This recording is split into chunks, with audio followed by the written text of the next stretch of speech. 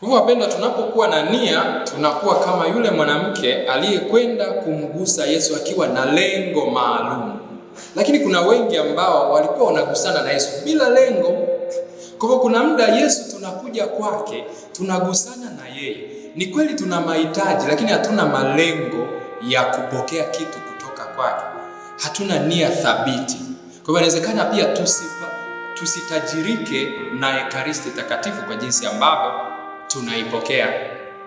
Lazima tuwe na malengo. Kwa sababu hata Yesu kuna wakati alikuwa anakutana na wagonjwa, anawauliza nikufanyie nini? Nikufanyie nini? Na wengine walikuwa wanashindwa hata kujibu vizuri. Anaanza kusema, sina mtu wa kunipeleka huku na unataka nini?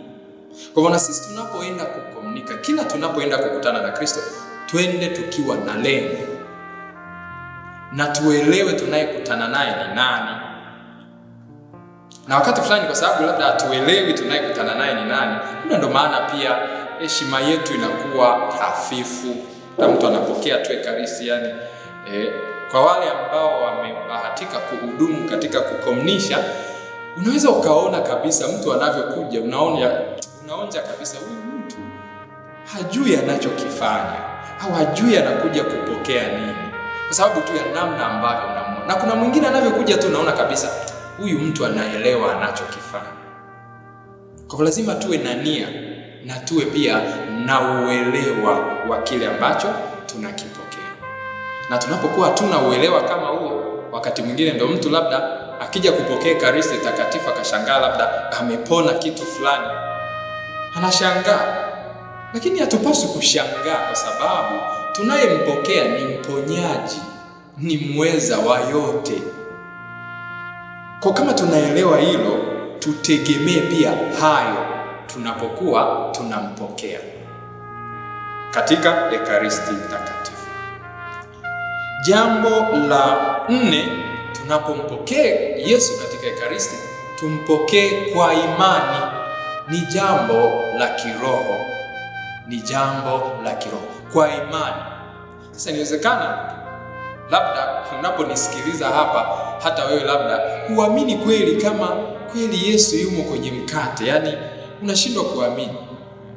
Kuna hadithi ya mtu mmoja ambaye alijifungia sakramenti, halafu basi akasema yaani padre ananinyima kamkate kale kadogo, basi mimi nitaenda kununua mkate wangu mkubwa huko gengeni au sokoni na kadhalika, nitanunua mkate mkubwa.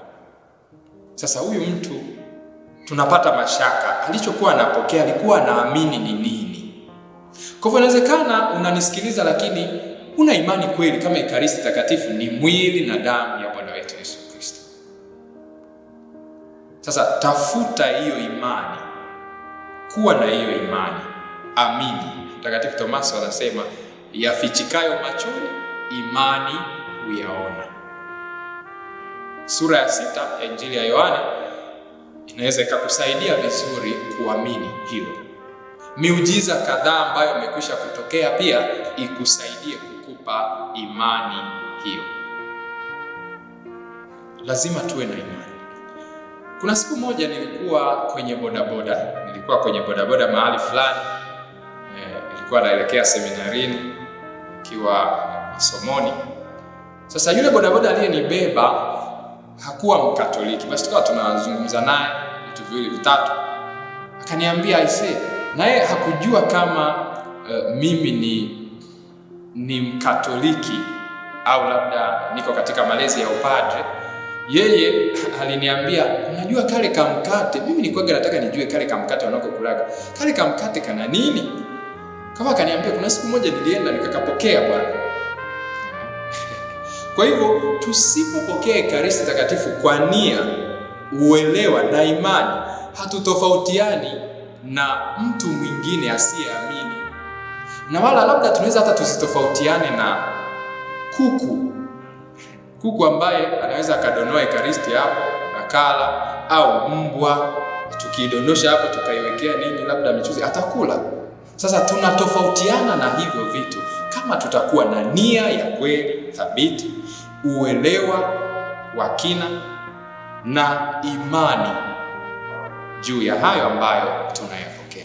Kwa bahati mbaya, wengi wetu pengine mafundisho yetu yaliishia na yale ya komunyo ya kwanza au kipaimara. Kwa hivyo uelewa wetu juu ya mambo ya kiroho ni hafifu, na kwa sababu hiyo imani yetu ni hafifu. Kwa hivyo uelewa wetu unavyoongezeka ndivyo na imani yetu inavyoongezeka.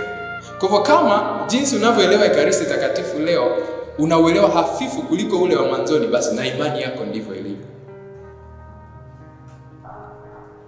Jambo la 5, tunapokwenda kupokea Ekaristi Takatifu, kabla tuwe na matarajio fulani.